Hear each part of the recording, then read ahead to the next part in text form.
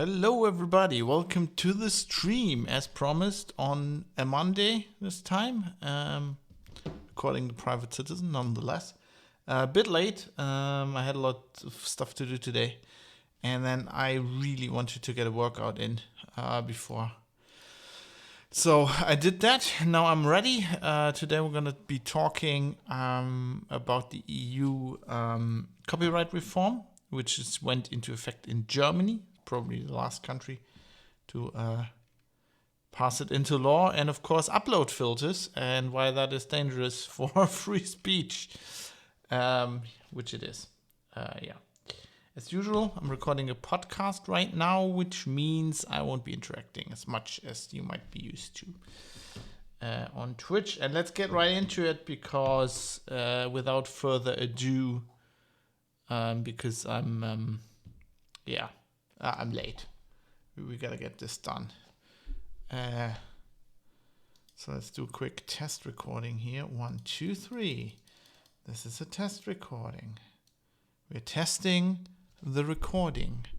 1, 2, 1, 2, 3. 1, 2, 3. 1, 2, 3. Still testing this. Testing.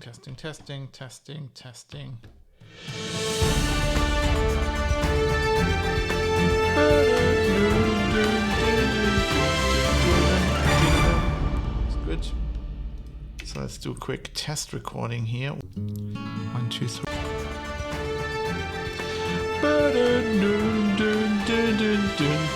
Yeah, that looks good. That was horrible, but hey, it works. So let's do this. I'm gonna launch right into the podcast without further ado. Do I have everything I need? I think. Here we go. Let's do this. Let's get her done. Right.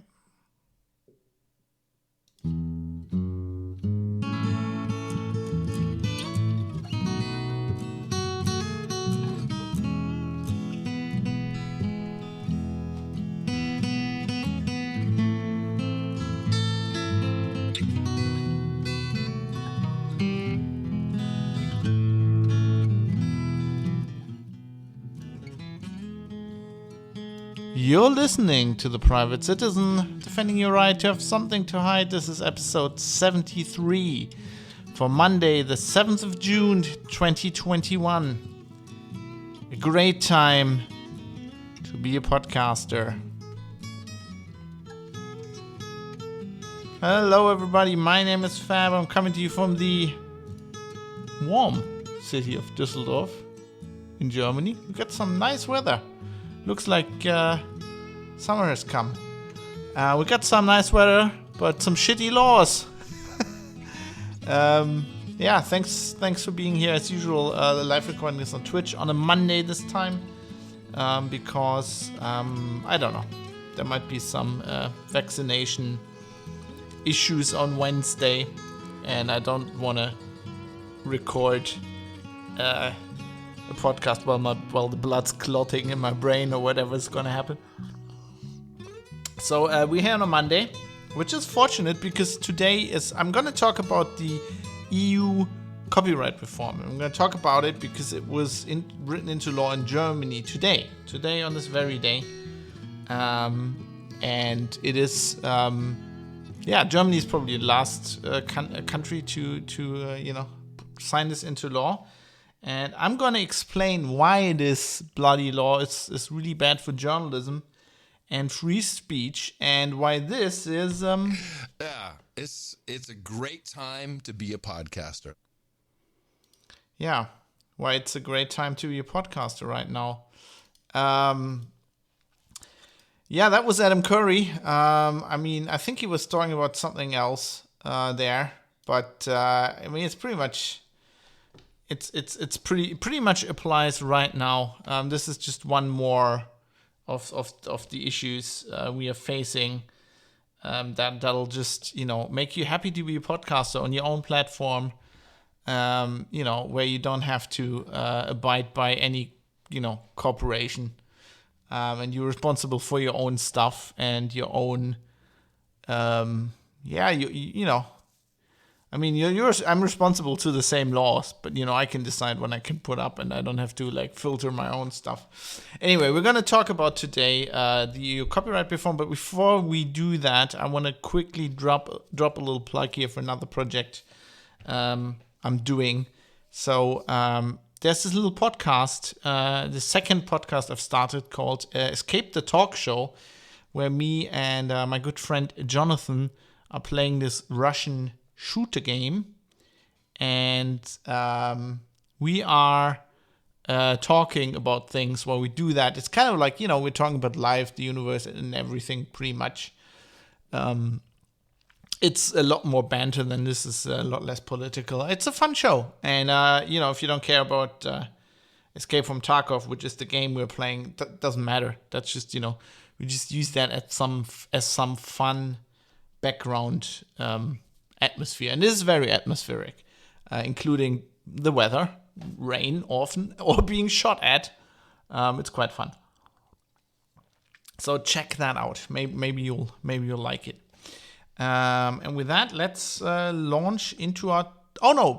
Sorry, I was getting ahead of myself there. Before we go into our main topic, I want to give a little update about something I've discussed on an earlier show. So let's do that instead.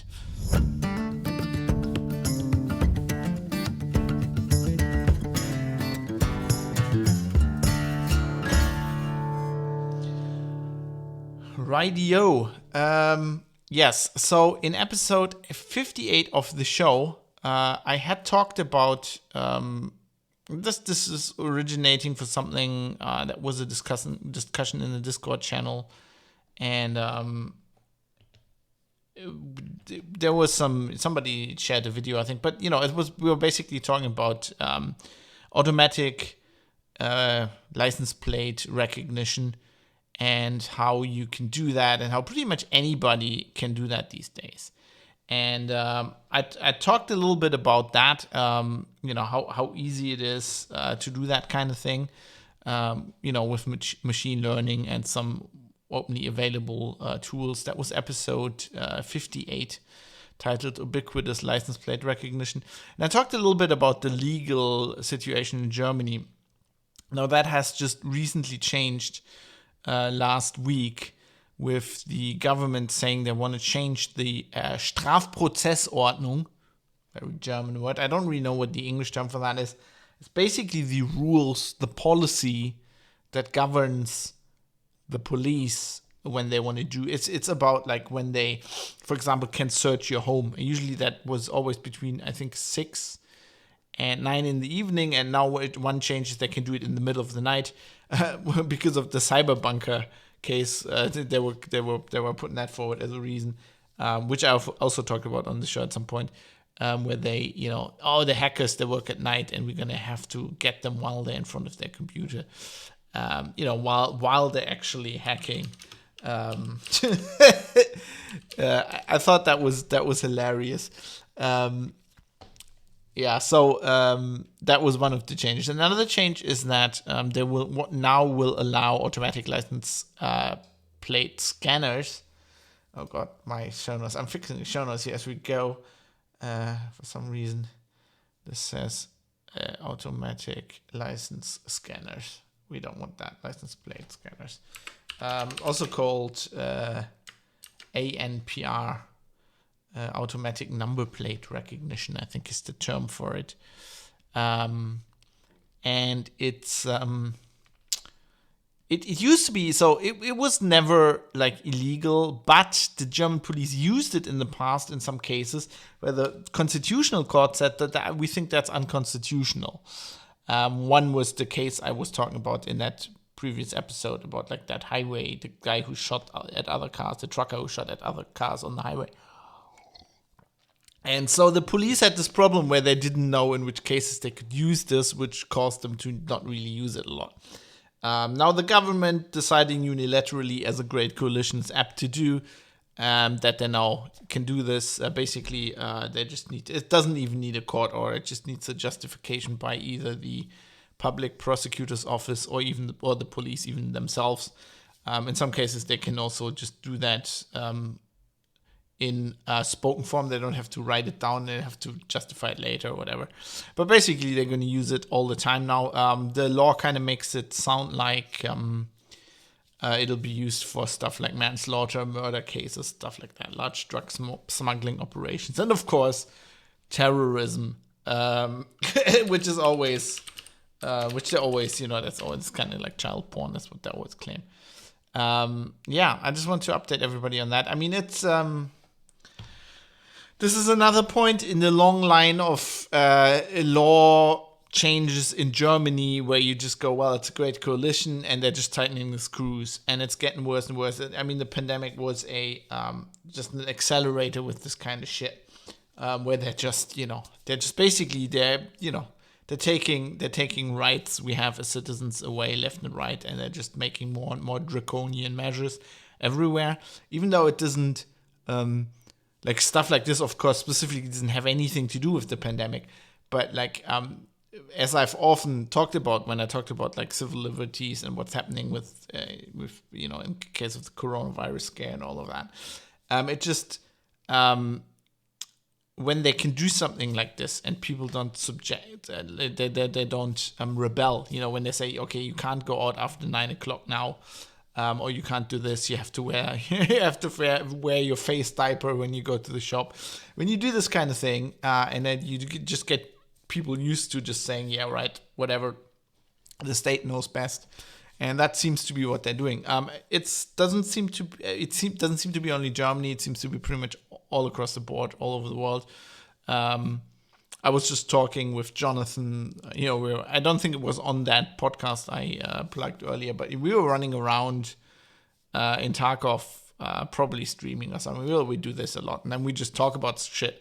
And he was telling me that in Denmark they just doubled all the fines for everything. Like, in case of the pandemic, it was like, okay, we have to keep people from doing these kind of things. Let's just double all the prison terms, all the fines. Just if you do anything, it's just now double the fines everywhere, it's just hilarious. It's just people. The government getting people used to getting people to abide by more and more draconian rules. We got some, as I said, of course, I'm streaming this live on Twitch. We got some live feedback, not for this show, but for Escape the Talk Show, where Terrestrius Jim says he heard the first episode.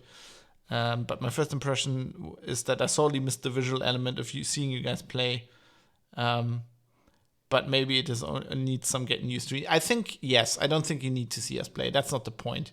We're just doing something. We could be running around in Minecraft. Just don't concentrate on that. We're just sometimes getting shot at. If you actually want to see us play, there's also scenictarkov.com. Okay, now I have to put that in the show notes. You guys, you're just creating problems. You're just creating problems for me all over the place. Now I have to write this down. I don't know what accent that was. Indian? Okay. That is scenictarkov.com. I'll put that in the show notes as well. Show notes, of course, are on privatecitizen.press. Anyway, there you can also see us play. But, it's just supposed to be like background noise. And most people don't play Tarkov or are not interested in that. They won't get, they won't even want to, they don't care, I think. Anyway, thanks for the feedback, though. And of course, always feedback. Also, welcome to this show. Either if you listen to this on the podcast, there are many ways. They're all listed in the show notes. You can, of course, write me email. We have a Discord server. We have a Matrix room. There are like anonymous ways to contact me. It's a contact link at the top, privatecitizen.press. Just go there. Anyway, let's get into the main topic of the show, because this is what I really actually wanted to talk about.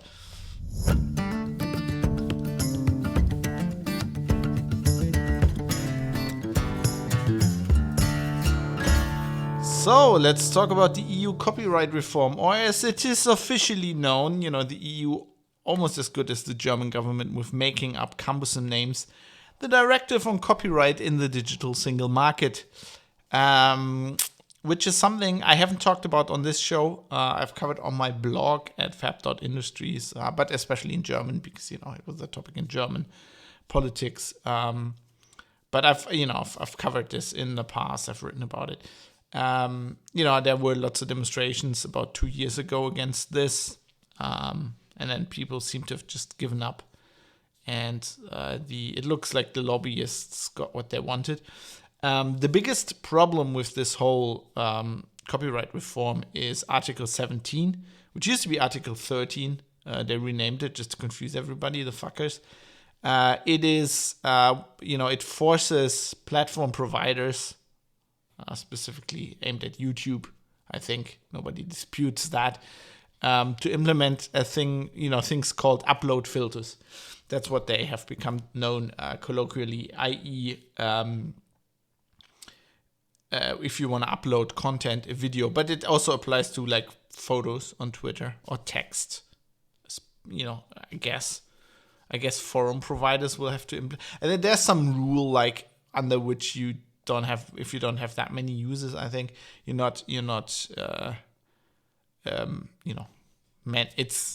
this doesn't really apply to you.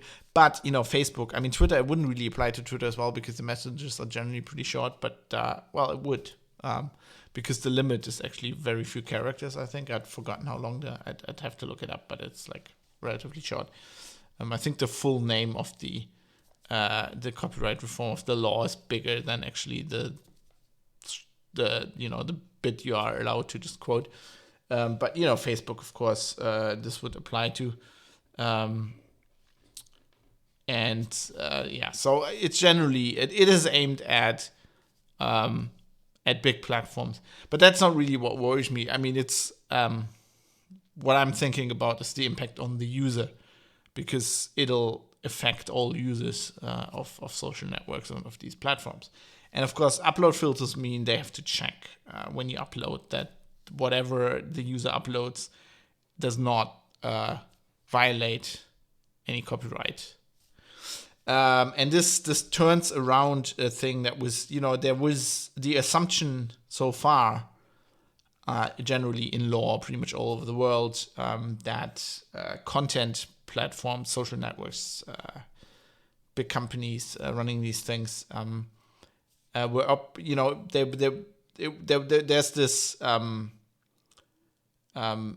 this term called safe harbor, which actually, that's a US law term. It doesn't apply to copyright. That is, that was the thing, right? If you're like a website, right, and users, social network, whatever, if users upload things, and we talked about this on the show before, and that breaks any laws, then if you're not editorializing, right, you're not running a newspaper or whatever, you're just a provider, you're not editorializing, then nobody could sue you for what the users post. And the same kind of approach applied to copyright as well, right? YouTube, if a user uploaded something that was violating somebody else's copyright, then they could go to YouTube and complain, and YouTube would pull the video down, the DMCA, named after the Digital Millennium Copyright Act, that provided this function. But YouTube wouldn't get sued, right? You couldn't go and sue YouTube.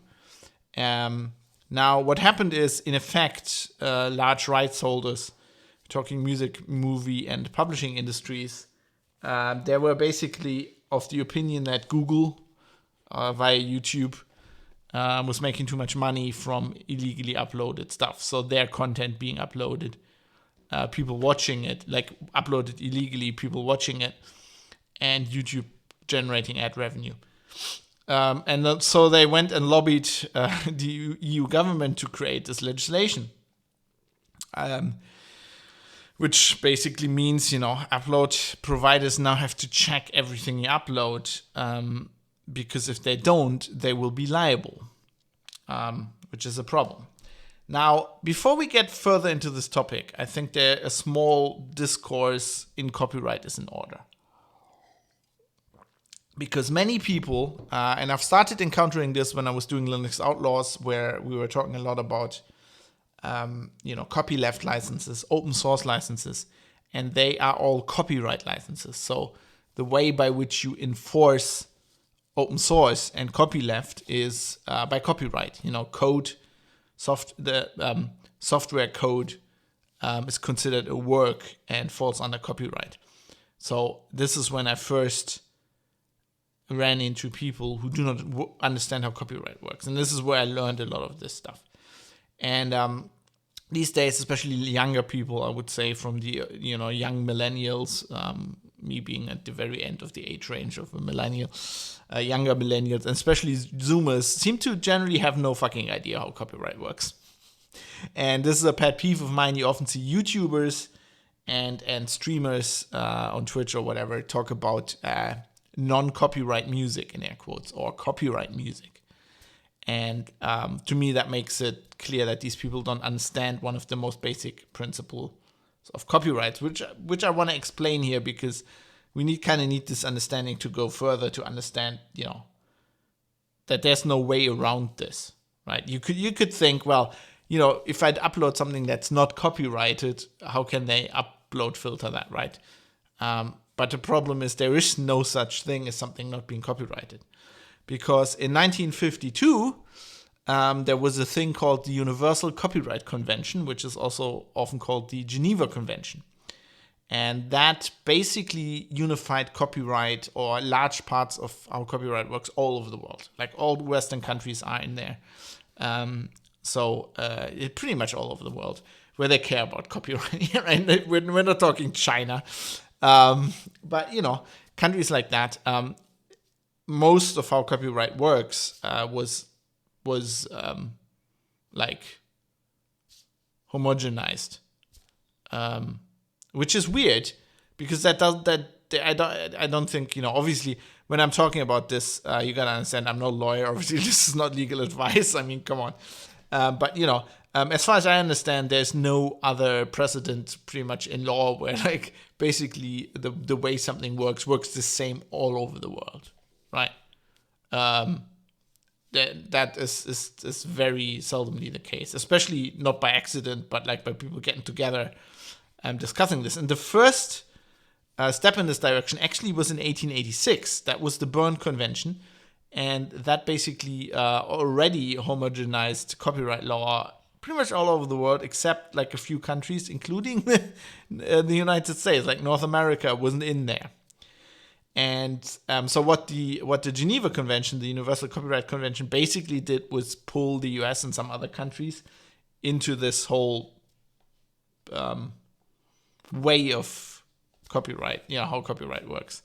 And the main point that is important for what I'm trying to explain here is that the Berne Convention, and later with the Geneva Convention, the whole world, basically has this idea that the mere creation of a work is enough for it to be copyrighted. Before the US joined the Universal Copyright Convention, so the Geneva Convention, which that happened in 1952, but the US joined it pretty late in 1989. Before that, you didn't have automatic copyright in the US. At first, you'd have to register with the Copyright Office. So if you made a work, so if I made a podcast, I would have to register every single podcast episode with the US Copyright Office. And later they changed that, but it needed a copyright notice. That's why everything has a copyright notice, which is actually legally not needed anymore. But everybody still does that to make clear, easily identify who owns the copyright. And I think this point is where this misunderstanding comes from. This is why a lot of people, especially in the US, are of the opinion that things need to be registered to be copyright, or that there are non-copyright things, right? That you can just put things into the commons, for example, which is a hard thing. We talk about this on Linux Outlaws a lot, because we talked about software licenses, and then we talked about Creative Commons, which I license all my podcasts under. And it's really hard in some countries to put something into the commons. In Germany, for example, it's virtually impossible. That's why the CC0 license basically doesn't work, because there are lots of countries where that doesn't work. Basically, the only thing you can do is you can give everybody in the world a very wide-ranging license. That's what like a, CC BY license does, for example. And that's about the only thing you can do that works all over the world. So basically what this means is that today, in most jurisdictions all over the world, a work, and we're talking like if I write something, blog post, poetry, a podcast, music, software, anything that's considered a work under copyright law, is immediately copyrighted. The moment it's created, technically it's when it's published, right? So you have to put it out into the world. But, I think technically it's like that, it works like that. But like in the law, pretty much says that as soon as it's created. And in some countries even, like in Germany, as the original creator of a work, you cannot relinquish most of these rights.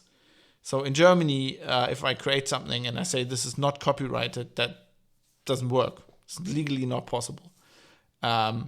If you ever sign a contract that says, so if I made a podcast and then I sold that to a company and they made me sign a contract in Germany that said, you're relinquishing our copyright to us. Like this podcast that you created is now copyright Evil Corp GmbH. Then that clause would be, as far as I understand it, as I said, I'm not a lawyer, would be null and void.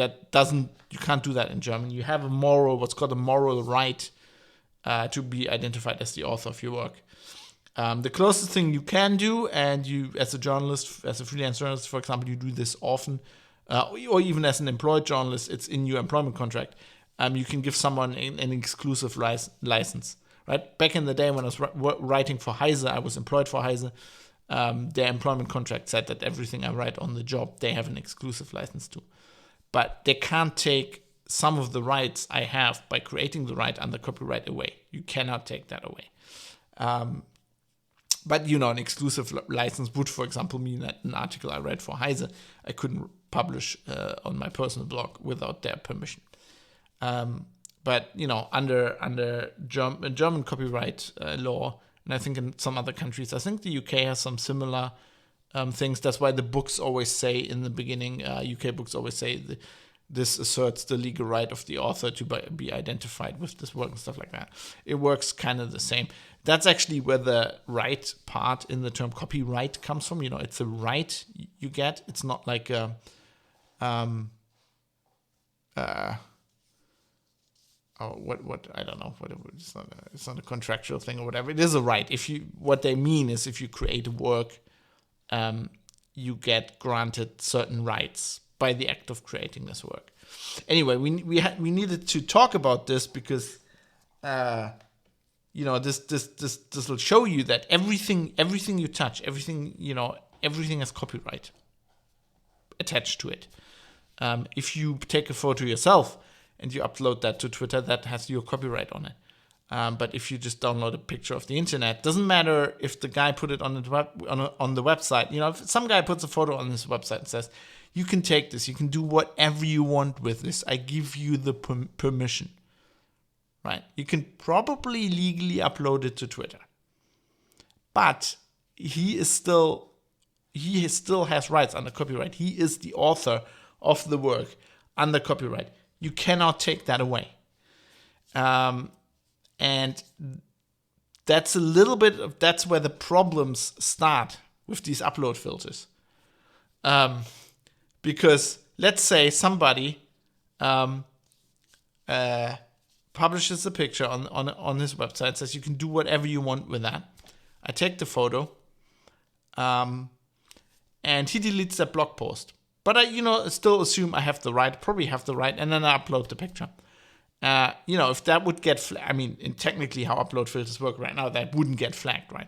But like if it would get flagged and the platform owner would say, well, you have to prove that you have a license for this, or that this is your copyright, or that you have permission to upload this. I couldn't prove that, right? And I would be in trouble. They could stop the upload.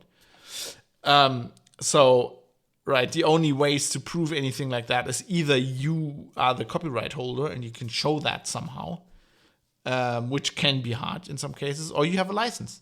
And sometimes that doesn't save you. We're going to get into some examples later that have nothing to do with upload filters, but with just like, I mean, YouTube will use their Content ID technology to implement these upload filters. We know this. And the Content ID before was looking for copyrighted works, not as, as part of an upload filter, but later on. Since actually a year or so, it's actually been working pretty much as an upload filter, as far as I understand. But, they were using this, and it would go wrong all the times.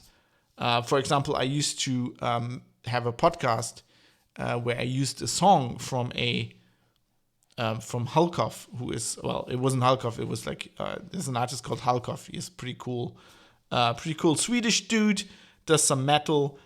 He used to have a band called the Bourbon Boys, which was like a hillbilly country band. And I used one of their songs. I wrote his publisher and I said, can I use this for a podcast? I'm not making money on this podcast. And they sent me an email, said, you are allowed to use this, right? And this got flagged by Content ID because it turns out that the guy had changed his publisher.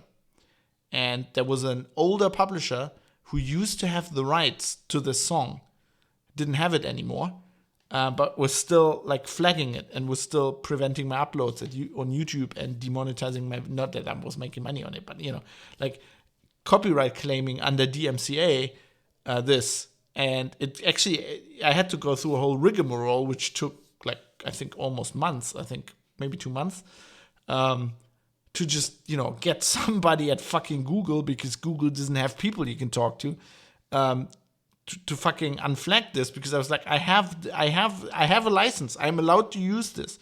But it's like really hard to prove that. And we'll be running into problems like this with upload filters all over the place. But, I'll get into the problems a little bit later.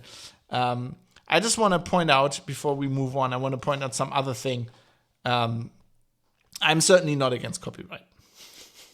So I am somebody who makes literally all of his money by creating works, right? And I'm guaranteed, if I work as a freelancer, and I write something for a publishing company, the reason I can make money of that, and the reason I can even sell them that work, is because of copyright.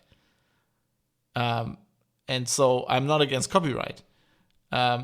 My point is that copyright before this reform was fine and worked. I'd love to make more money as a freelance journalist, but this law isn't helping me.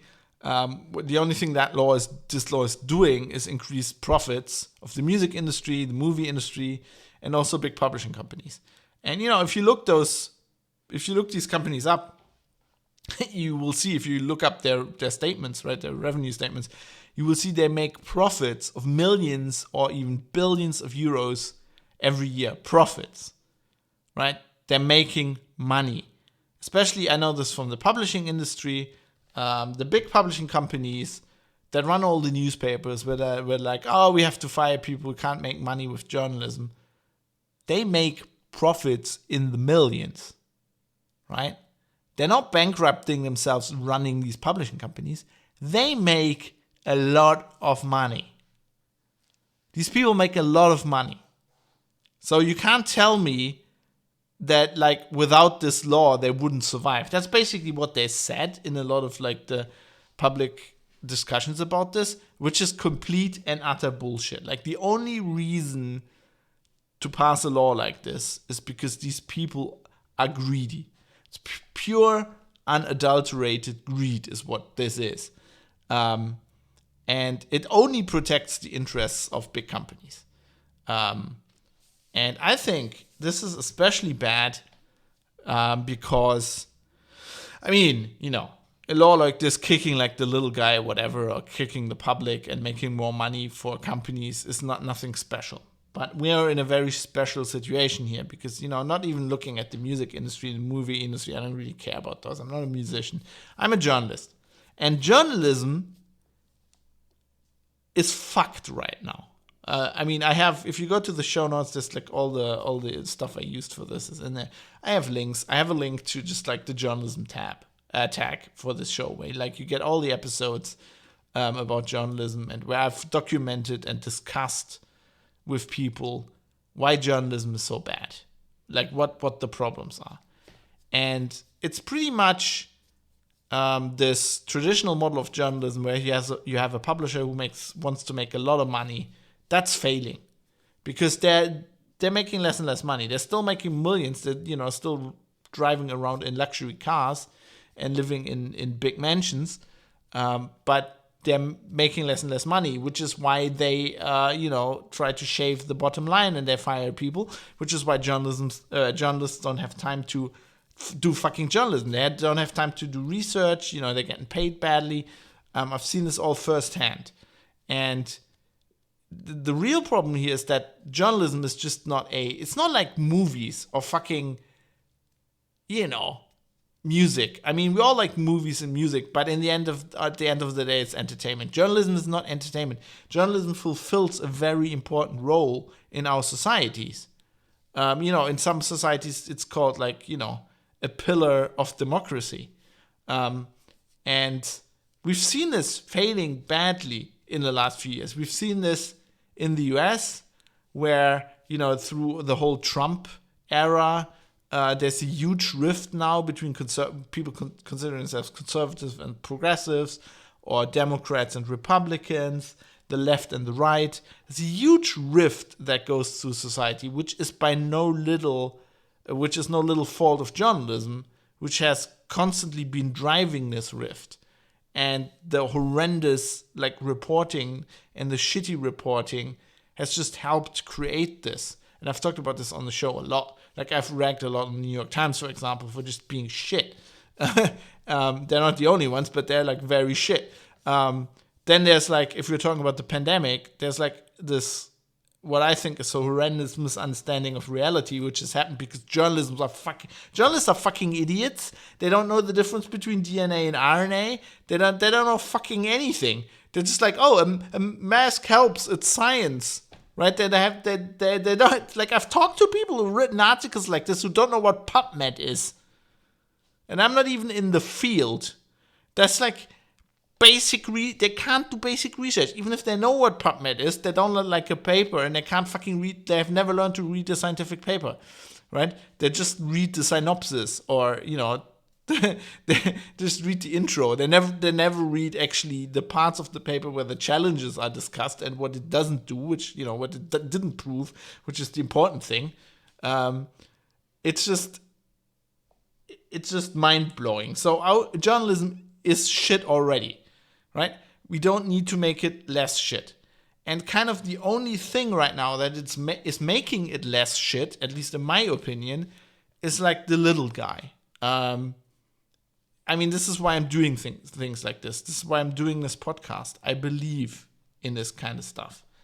And I've gotten a lot of good information from YouTubers who are just doing YouTube videos, who do, in a lot of cases, do better research than the big guys. Because, I don't know, they live on ramen, they don't need to make that much money, and they actually spend time researching shit. Whereas the pros in the editorial offices have a guy breathing down their neck and they can't fucking do anything. I mean, there are exceptions. There are publishing companies that were better than others, But generally, I think the big guys have not been doing a good job in recent years. And then we get a law like this, where it's basically going to help the big guys keep the small guys small. Because, of course, the big guys all have their own platforms. They don't need to upload stuff to YouTube. And they have copyright. They have lots of copyright. They have rights, they're rights holders. But I'm going to get into how this is going to hurt, freedom of speech in a little bit. One thing I just wanted to also talk about is how upload filters surely don't work. And it's not hard. To understand, it's not hard. Anybody who's done a little bit of research and looked into how this stuff works, and basically, this is a law that's aimed largely against Google and YouTube, and they'll be using Content ID. We know what Content ID is, and we know how it works. So anybody who has a YouTube channel, who's uploaded videos, knows that Content ID has been shit. Content ID breaks, does not work, and often you can't tell if it's just fucked or if it's been abused. I had run-ins, I talked about the thing with the Bourbon Boys. I had that. I had lots of other things. The latest one was in March. where, speaking of Escape from Tarkov, I was uploading a stream where Jonathan and me were playing Escape from Tarkov, which got flagged by Warner Music for I've used the content. I put a tweet that I sent to Warner Music and YouTube, of course, never heard back, in the show notes. And basically the content they are claiming is called live stream. So pipe character, live stream, pipe character, birthday, weekend, ... And there was no more information on that. So I'm guessing Warner Music, it must be a music video. I think they have somehow have a claim on a Tarkov live stream video for some reason. And they think my video is that same video. Anyway, I was asking them because Jonathan, this video is literally me and my friend playing a video game, which in their community guidelines say you can do that. So the guys owning the copyright to the video game say what I'm doing is okay. And there's lots of other people doing this, so it's not like that's a surprise with lots more viewers than me. I was playing music in the background, which was music from Epidemic Sound, which I have a license for. That is a company that, you'll hear one of the songs at the end of the show, that licenses music specifically for that. So I have a license to use their music catalog in podcasts, on my YouTube channel, and on my Twitch channel. So Warner was, I don't know what they were flagging here, but it clearly wasn't working. So either something is fucked or they're just misusing this. And there are a lot of people on YouTube who are of the opinion that large rights holders have been misusing Content ID on purpose for years to just slap people down. I mean, they don't care. They just want to prevent people from uploading their stuff. And they don't care. They don't care about local laws. They don't care about anything. But politicians don't understand this. And even people in the industry don't understand this. I remember back in 2019 when, I was writing about this reform, because that was when it was going to be decided in the European Parliament. When I was writing about this and kind of, covering why this reform is shit and why content filters are shit, I came across messages from my trade union, or my union and trade association, the Deutsche Journalistenverband, the German Socialists, the German Socialist Union, the German Journalists Union, and they were kind of saying, explaining why they think this reform is good, and so they're always saying they fight for the freelancers, and I was like, what the fuck? This is only gonna hurt people like me. And then they do shit like this, which only helps the big publishers. And I actually remember going to a discussion with, I was living in Hamburg at the time, and the DJV has organizations in every federal state in Germany. So I went to the one in Hamburg, which was my organization that I was in. And I had a pretty heated discussion in front of a lot of colleagues with the head of the DJV Hamburg, who was like, oh no, the upload filters are going to work. And I was like, how are they going to work? So I was basically saying, I looked up how many, I think it's months of video are uploaded to YouTube every second. And I'm like, how are you, like, even if you have a list with all the content you want to pre-filter, let's presume you have that. And let's presume you have software that can actually find that in video. If it's music or text or whatever, it has to find that in video. I mean, that's not trivial in itself by any means. Let's imagine we have those two things. How are you going to get the processing power of checking months of video uploaded every second? And like his answer was basically, it's Google. They have unlimited computing power, and it can easily be done with AI. It's basically what I'm like. How? Do you actually know how? Do you know how much computing power Google has? He was like, I have no idea. Like, how can you say this? How can you say you can do this? I know they can't. I was like, ask anybody here. They were all old people. I'm like, nobody has a YouTube channel. But I was like, go ask any kid out in the street with a YouTube channel how this system does not work. They will be able to tell you because it fucking doesn't work. And just saying, I got some AI and I get a blockchain is not going to fix the fucking problem. And we're talking the head of it's not any, like, so I actually discussed this later with some more DJV people on the federal level. But like, this is the DJV in Hamburg is the biggest, federal state DJV in Germany. It's by a large margin because all the publishing companies are in Hamburg. They're either in Hamburg or Munich, but most of them are in Hamburg. So they have more members than I think they have more members than the DJV I'm in now, which is North Rhine-Westphalia, which is the biggest federal state in Germany. Aside from Bavaria, but they have, it's huge. Hamburg's small, but they have all these members, and like these people, like this was the head of the trade union, so he was like the head of the specialized, very specialized, of the trades. Whatever. If he doesn't know, who knows? Like the fucking people in the European Parliament don't know. And we knew this. I mean, I followed throughout this whole thing. I followed Julia Reda, who back in the day was a member of the European Parliament, was fighting against this, and she was always talking about and documenting how her colleagues have no idea what they're talking about. I mean, this is just lobbyists pushing this through. And I think the problem we're going to have here is that one big phenomenon that's currently going on in the world of media and pretty much in the world are the culture wars and, cancel culture, all tying in with this, rift that's not only going through the political landscape in the US, but also in Germany, pretty much in any country, probably in the country you're listening to. And these groups fighting each other, and what they're trying to do, which I've also talked about on the show a lot, is like, stifle free speech.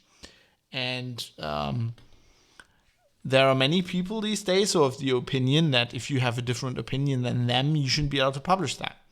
And this is going to be a tool in that that can and I think will be misused. And it will be especially misused because I think personally, the big guys, the big publishing companies, they are seeing that they're getting their lunch handed to them by like the smaller guys, and they want to suppress them. They have always wanted to suppress them. And this works together with the government. Like the government likes to control. It doesn't matter if you're in what country you are. It doesn't matter how democratic it is. The government kind of tries to control the press always a little bit, right? That's propaganda. They want the government wants their message to go through. They don't want journalists to say something that contradicts what they are saying they're doing, which is why the free press is so important, because journalists need to do that.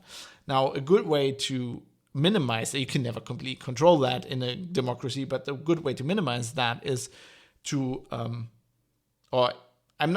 I'm saying this as if this was like a big conspiracy. It's not. This is like how it historically grew, right?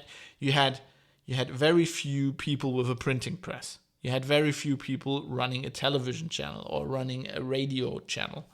There was a limited number of people, and the government could kind of control a little bit what they're saying.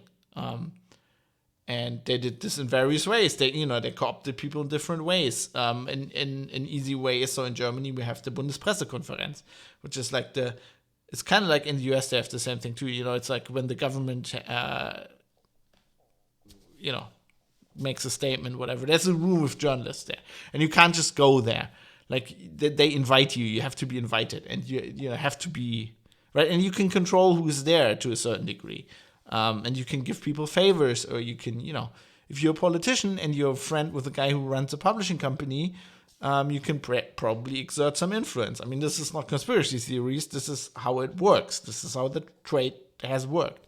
Now, a big problem was when the internet came up, and everybody like me, every fucker like me, could just do a podcast. Yeah, right? It's a great time to be a podcaster. Or it could just do videos and put them in YouTube, they lost a lot of this control.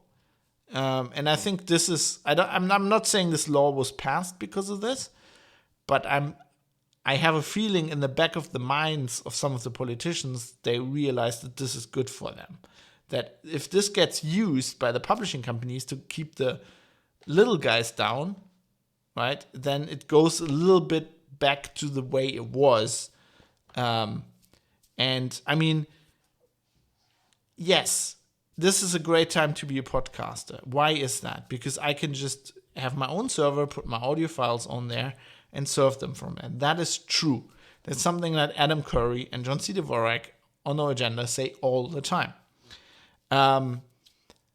But there's a problem with that. We're living in a time where most people, and I'm talking about, people growing up now, like Zoomers, they don't know how this works. They grew up in a world where everything's on the fucking cloud, right? Everything's on AWS. If you publish something, you don't have your own blog, right? You might go to WordPress.com, but you don't run your own server with your own blog. I mean, I realize a lot of the people listening to this are nerds and they do this, but put yourself in them. Just try to think like we're a very small edge case. I mean, this is great why it's good to be a podcaster, but like most people that do a podcast these days just go to one company that does the hosting, does everything. That's easy, that's cheap, yes, but like they can control your content. Many people in Germany, for example, or in other countries now believe podcasting is Spotify, right? That's the same thing. They control stuff on there and they pull stuff down they don't like. When Joe Rogan went exclusive to Spotify and deleted his fucking RSS feed, the public one, and deleted his shit on YouTube, he went to Spotify, and Spotify immediately did not publish some of his back catalog. There were some episodes that didn't like, because I mean there was one with a lady who is like she's a scientist and researches transsexuality, and she had written a book about how there's what she calls an epidemic in the US, but like very young children are getting sex change operations. And she was just like, this is not good. And Rogan, who in his fucking interview convincingly makes the point that he is very pro trans people, said this is a valid point. At least I might not even agree with this person, but I'm doing, he's not a journalist, but he's more journalistic than many journalists. It's like I have to talk to people, even if they're of a different viewpoint. But Spotify was like, no, we don't want to have this on our platform, and is not publishing the episode. So that's how it works in the new world with the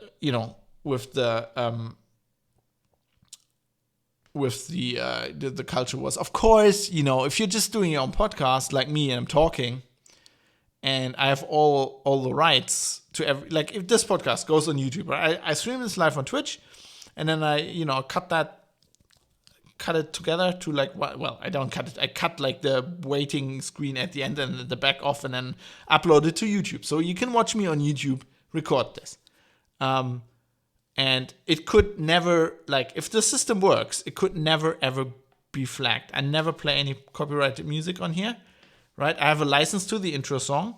I have a license to all the sound effects and the end music from Epidemic Sound. And the rest is just me talking. But, sometimes I play Adam Curry. Yeah, it's a great time to be a podcaster. And they could flag that and stop the upload. I know that Adam Curry is not going to object. I mean, if in doubt, I'm just going to write to adam@curry.com, and he's going to send me a letter, say, go fuck off, YouTube. I'm pretty sure, because Adam Curry is a great guy. But, I could also say, we often say, aim to misbehave on this show, and then I play this. I aim to misbehave.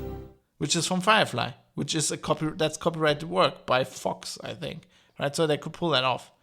Right? The law says I can play 15 seconds, especially if it's a quote and whatever, but it could still break. Or I could play this because it's important. There are some words I've known since I was a schoolboy. With the first link, the chain is forged. The first speech censured, the first thought forbidden, the first freedom denied, chains us all irrevocably. Those words were uttered by Judge Aaron Satie as wisdom and warning. The first time any man's freedom is trodden on, we're all damaged. I didn't check, but I'm pretty sure it's longer than 50 seconds. You know, I can play that because I want to say, look, this is one of the smartest things that has ever been said about personal freedom and civil liberties. And it's on fucking Star Trek The Next Generation. Right? So CBS could pull that. They could probably prevent this video from uploading. Maybe they will. We'll see. But, you know, that's why I'm happy to be a podcaster, because I still have another platform that, you know, if CBS comes to me and says you have to pull this down because the copyright, I can go, no, I won't. And I can just explain under German law why that was a legally, or why I think that was a legal way of using that clip. I mean, they're going to take me to court probably, but, you know, at least I have my fate in my own hands. With YouTube, yeah, there's a mechanism where they stop the upload and then I can explain myself, right? But like, there's no guarantee that even reaches a human. And from my experience in the past, that probably won't be the case. And that doesn't even take into account like the other thing they have, which is the big red button, which some quote trustworthy copyright holders are gonna get, which means if they push that button on your video, it will be deleted from YouTube. I think it deletes it automatically. YouTube doesn't even look at it. Like, this rights holder can basically delete your video from YouTube. And then you don't have any recourse. There's no way where you can say, well, I was like, you know, the Tarkov video would just be gone. Even though there's no legal way. Like, I could probably sue them.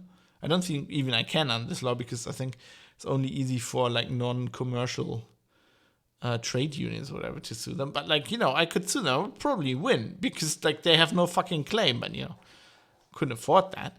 But like, it's so stupid. There's now a thing. So generally, a good thing about this law is that they've made some things very clear. Some things that were implicitly already legal, especially under German law. But they've now been made clear. So remixes, memes, caricatures, pastiches, parodies, and fan fiction are always allowed. Doesn't matter, you know, that 15-second rule doesn't apply. And that's just audio and video. There's also like a character limit for text, which is really small. And then there's like a kilobyte limit for images, which is hilarious. So you can just like upload the shittiest, like degraded fucking JPEG and it's going to be okay. Like, or you can't do any GIFs because GIFs are always bigger than, I don't know, whatever that limit is pretty much. But like, it's hilarious. So this is all like idiotic. Like, never mind that all this shit was already legal in German law. Parodies, it's always like legal to do this kind of stuff. And another thing is like, there's things that are not mentioned in this law that are legal in Germany. So Germany has some, I don't know about your country. I mean, if you know about this stuff, if you know about copyright law, especially in your local jurisdiction, please tell me. PrivateCitizen.press, we're going to talk about that on the show then. I find this very interesting. But in Germany, I can talk from my experience. As a journalist, for example, there are things that are... So I cannot just take a photo of a news event and put that on a news store. Well, I can do that, but like that would break somebody's copyright. It would infringe on somebody's copyright. But in Germany, we have some things that are stipulated in other laws that basically say, okay, if this is the case and copyright doesn't apply in that case. That would be if you're a journalist, for example, you're a journalist reporting on current news, and you need a picture to show something. Like, it's not like just to decorate the article. It's actually, let's say, somebody painted a swastika on like the government building here in Düsseldorf.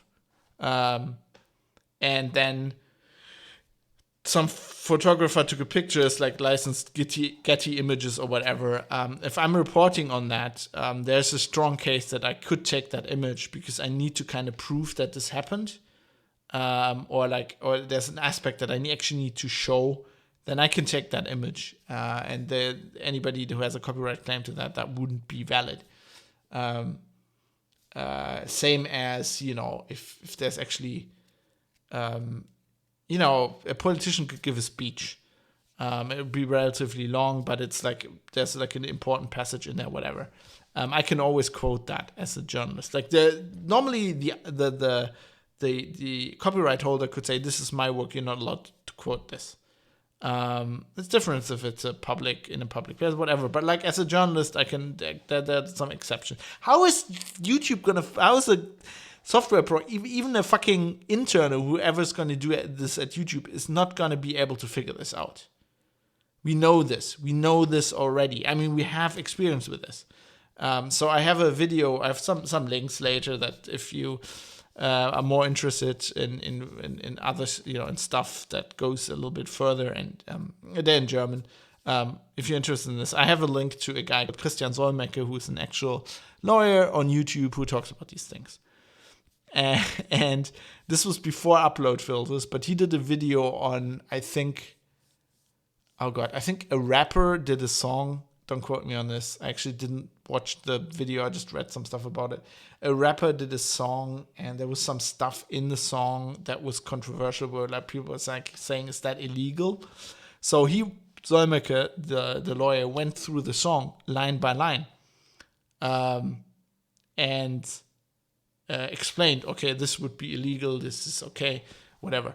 He got flagged from like the publishing company of the song. They was like, "This is content. You can't use this." It's like, no, it's fucking not. I'm doing he was a lawyer. He could he was like, I went back to them. They flagged this video and like unpublished it and say that we're gonna delete it, right? And he was like, I went to them in like the form, or like I wrote them an email or whatever the fuck, and I explained to them as a lawyer how this is like illegal use of their fucking copyrighted material. And like he said, it like took weeks to get somebody.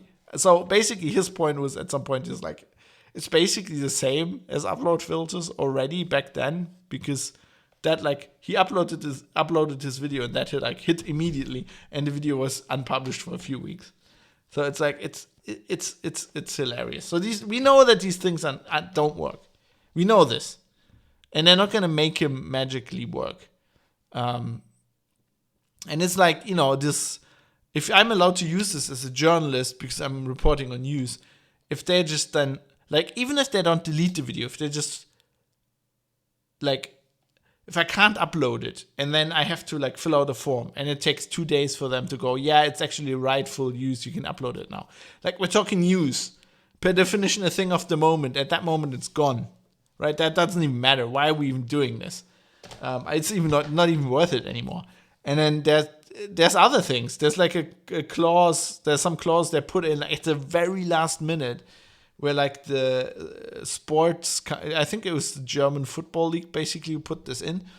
So there's a clause now that when a live event, like a live sporting event or a movie premiere goes on, you're not allowed to upload anything from that. So if there's like an international football game and somebody just scored a goal, and I, as a journalist, I snip like 10 seconds of the goal and put it in my video. Go like, the game is still going on, or in my live stream or whatever, and go like, this goal just happened. That's not allowed anymore. Like, it doesn't matter. None of these exceptions, even if it's parody, whatever, or a meme, normally the law says memes are always allowed. But in this case, not. So now if there's a football game going on, like on Twitter, while the game is running, you can't, somebody scores a goal. Like at the World Cup, happened all the time. Like, I don't know, Miroslav Klose scores this amazing goal. Everybody just immediately has the GIFs and then has memes while the game's going. You can't do that anymore, right? No. Like, they have to prevent, I have no idea how they're going to do this. The platforms has to actually prevent anything from being uploaded about this game while the game's still going on, which is insane.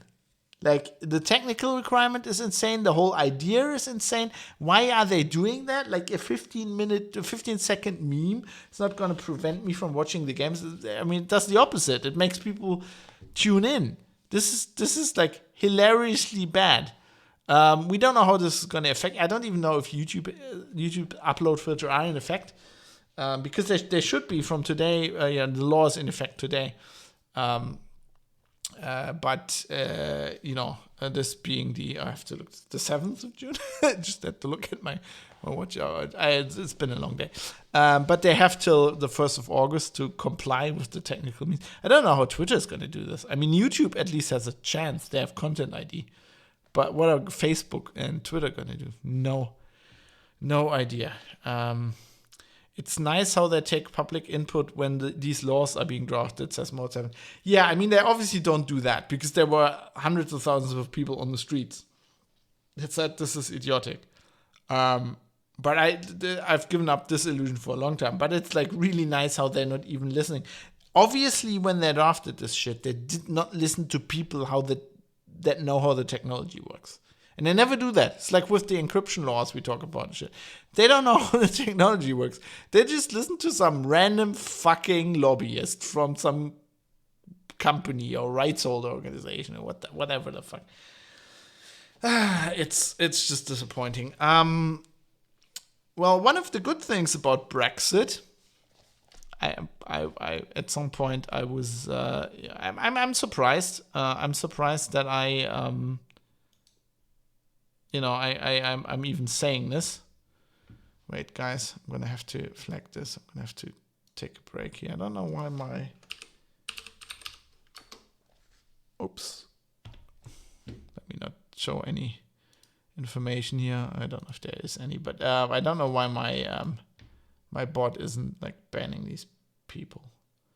But I'll take care of that manually. Does it even work? Spam. I mean, I could report him for hate speech. I think this is a bot account. Yes. This is spam. You fuckers. Turn your fucking. That's another thing actually. Like people think they can do these upload filters. Why didn't this work? Come on. Can I just also delete the message? Oh god, I think I need another screen for this, right? I don't even know where that is. Sorry guys, I want to get rid of this guy now.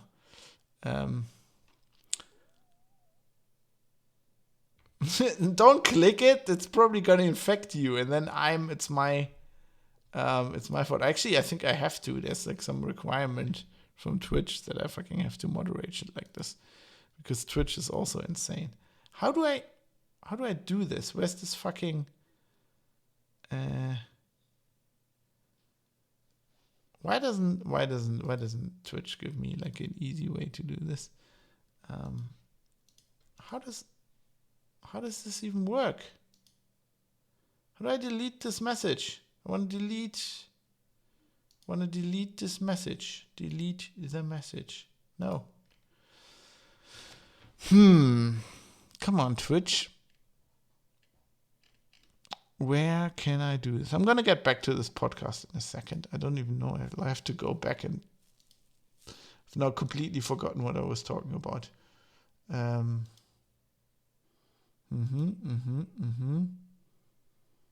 Streaming tools. No, it's not under streaming tools. How do I fucking do this?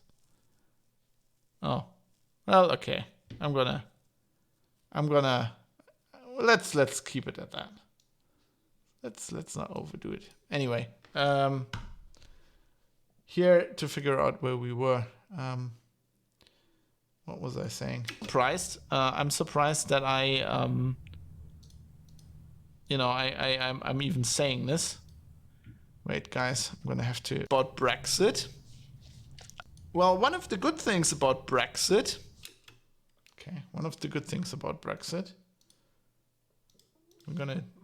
This is how the magic happens.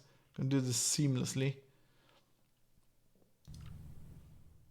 And I'm really surprised that I'm even saying this, but one of the good things about Brexit is that the UK, because they're not in the EU anymore, don't have to pass this. And it won't. The government said, no, we're not going to do this. I guess they have other problems right now. And we also have no idea how this is just affect users, like especially in the US and UK, users of YouTube. This is only happen are the upload filters only armed if my account is listed as being in the EU? We don't know. I think we will see. But I think we will pretty much, I'm pretty sure that you will see that this is gonna just cause trouble for small guys, for guys trying to, if you just do your own podcast and you're just talking, that's okay. But if you want to do news, right, and if you want to do commentary, you will have to play videos, and like it's the best way of just quoting somebody. You want to quote somebody, you don't want to like just put words in their mouth. You're like, okay, so Angela Merkel said this. Right, and then you find like a clip from some TV channel where she said this, and then you play that clip, and maybe it's a minute long because that's what Angela Merkel says, and then you can go like, yeah, so she said this, so let's take it apart and let's analyze it, and it's just it's just disappointing. It's just gonna be very, very, very, very disappointing. I mean, it doesn't, like, this is one of the things where it's like it doesn't really affect me. Like everything I do, I've been very careful with copyright and with licenses and other people's copyright for years. I mean, sometimes I aim to misbehave a bit, like literally now. I aim to misbehave. But, generally I'm very careful. And, I have to be because, this is on my own platform, but I'm legally liable for this. So I'm giving my best, but I'm happy with this. This is part of why I'm a freelancer. Because I like this. I mean, there's risk involved, but there's also a lot of reward.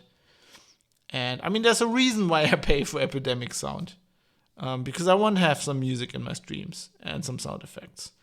And I know that I just can't get random shit off the internet like a lot of people do. I don't want to do that. And I've been very careful not to do that for a long time, long before this. But it just pisses me off because it's gonna create problems for me as well because the system's gonna break. It's gonna create problems for everybody. It's just gonna hamper independent reporting and independent art and media and whatever. And what for? Right? These guys are fucking rich. These guys that lobby to have this done have a lot of money. They have nice cars. They have nice houses. They live a lot better than you or me. And these fuckers are making these laws. Like, this is... I like the EU and I like peace in Europe and financial stability and all these kind of things it's brought us. But like laws like this, this is when I understand people that went, this is bullshit. Let's Brexit. I mean, it's the EU is not doing itself any favors with this shit. And the German government's very complicit in this kind of shit.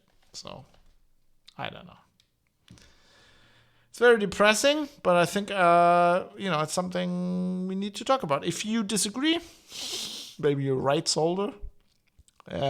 Contact details are on Private Citizen of Press. Let me know. And if you have another opinion, I'm free. I want this. I want people to tell me. I'm going to get into that. I want to get a discussion going, right? And if God help me, if there's somebody who's an expert, I'm going to get him on the show. I've done this in the past. I like to talk to people. If you want to debate this with me, please come on, write me an email. Let's get this done. We'll get this done. But talking about feedback.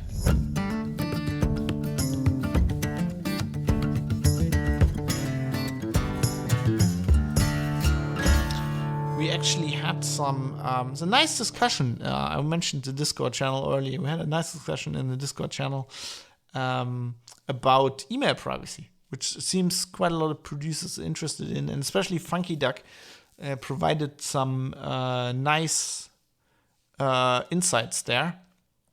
And I think I'll keep that in mind, this discussion. because I'm pretty much set now. I'll do an episode about email privacy, and we'll talk about all these aspects that people want to find interesting, want to talk about. And that's why I love feedback so much, and that's why I always solicit feedback from you guys, because you're producers on the show if you do that, and it's very important to me because I'm trying to talk about things that you find interesting, and I'm not above sometimes topics I don't find interesting, then people go like, this is really interesting, we want to hear about this, or you should check this out, and then I do, and I'm like, actually this is pretty interesting. Why did I think it wasn't interesting? So please do that. Go to privatecitizen.press and give me feedback on this show or any other show I've done in the past. There's people who provided feedback like 50 episodes back. Doesn't matter to me. Still find it interesting. Might not put it in the show. Depends. The things I choose to put in here in the feedback sections, I do that under the, with the goal. Basically, it has to be interesting to other listeners. That's what I'm trying to do. And with that, it's time for me to wrap up this show.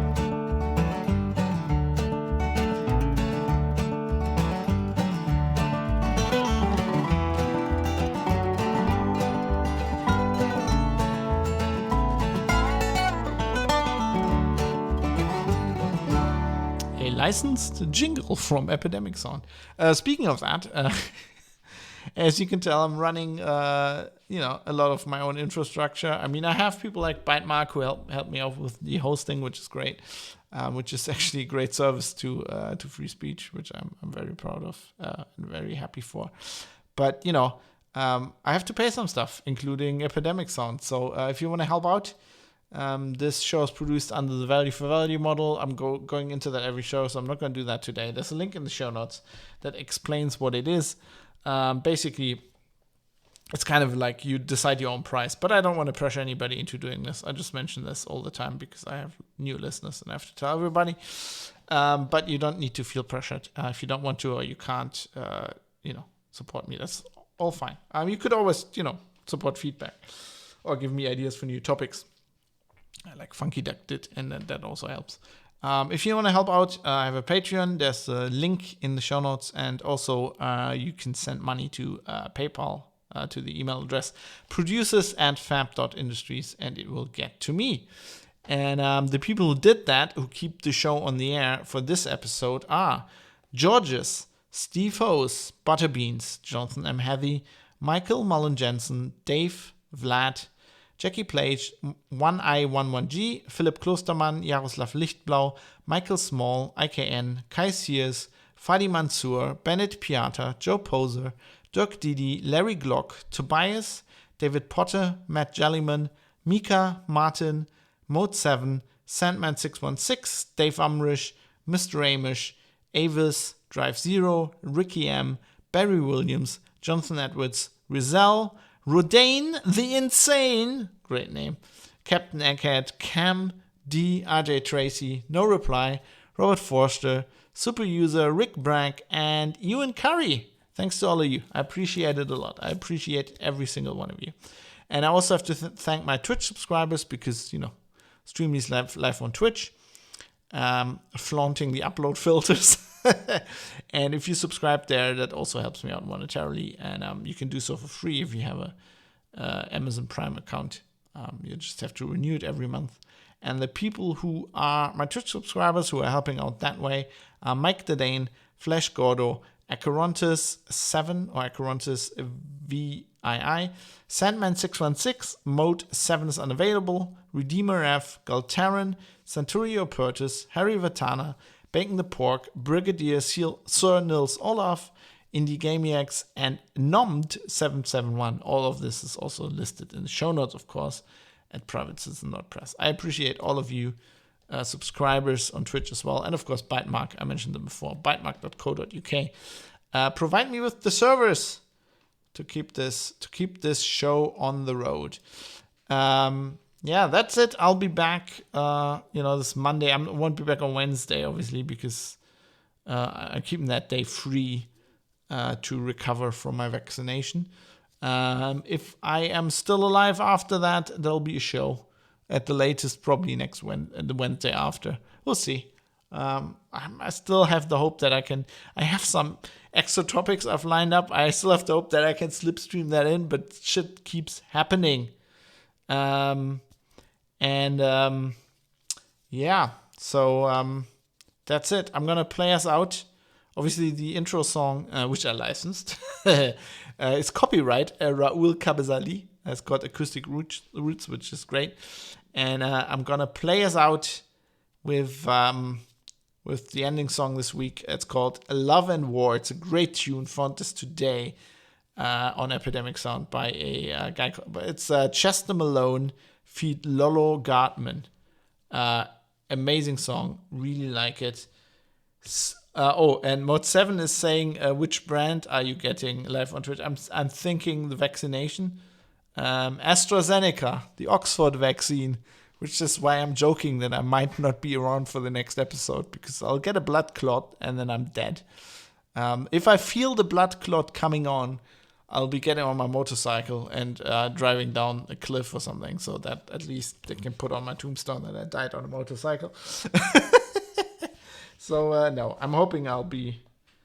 I'm hoping I'll be back for an episode next week. Until then, here's one for our Russian friends. Always remember. Ублюдок, мать твою! А ну иди сюда, говно собачье! Решил ко мне лезть? Ты засранец вонючий, мать твою, а? Ну иди сюда, попробуй меня трахнуть, я тебя сам трахну! Ублюдок, анонист чертов! Будь ты проклят! Иди, идиот, трахать тебя и всю семью! Говно собачье, жлоб вонючий! Дерьмо, сука, падла, иди сюда, мерзавец! Негодяй, гад, иди сюда, ты говно! Жопа!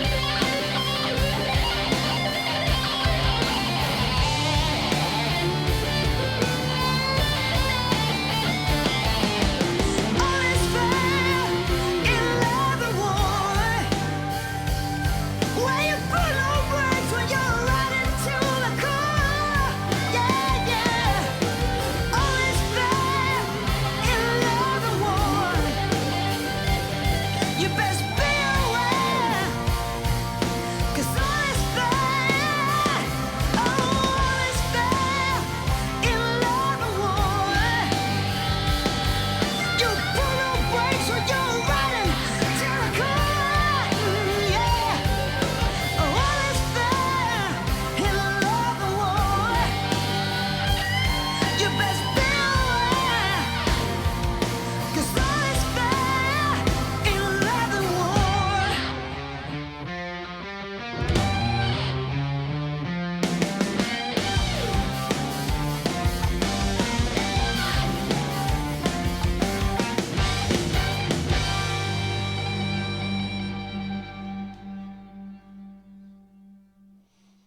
Rightio.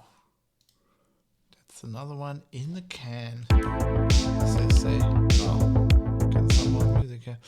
Yeah, that's it. I'm gonna run now. But before I do that, just a quick announcement. On Wednesday, if I'm not I kept the day free in case I just, headache, I need to die, I've got a fever. If that's the case, you won't hear anything from me. If I'm not feeling that bad, I might be streaming something, especially maybe in the afternoon. I don't know yet. So if I'm kind of okay, I'm gonna probably stream some The Witcher 2. So just keep an eye on the channel. Might be doing something on Wednesday. But if I don't worry. I'm just dying in the corner. I'll be back. Yeah, so that's it. I'm gonna wrap this up now because I need to get the show out and then I need to go to bed because I need to get up early tomorrow morning. So I'm gonna radio on to Pestily, who's an amazing streamer from Australia. Love him. He's the granddaddy of all Tarkov streamers. If you ever wanted to know how this game's played, he's your man. He has now shaved off his hair and basically looks like Kane from Command & Conquer. And I'm not really getting used to it, but that's what it is. Anyway, see you soon. See you around, and thanks for watching tonight, everybody. I appreciate it a lot. Goodbye. Enjoy your time with Pestily, please.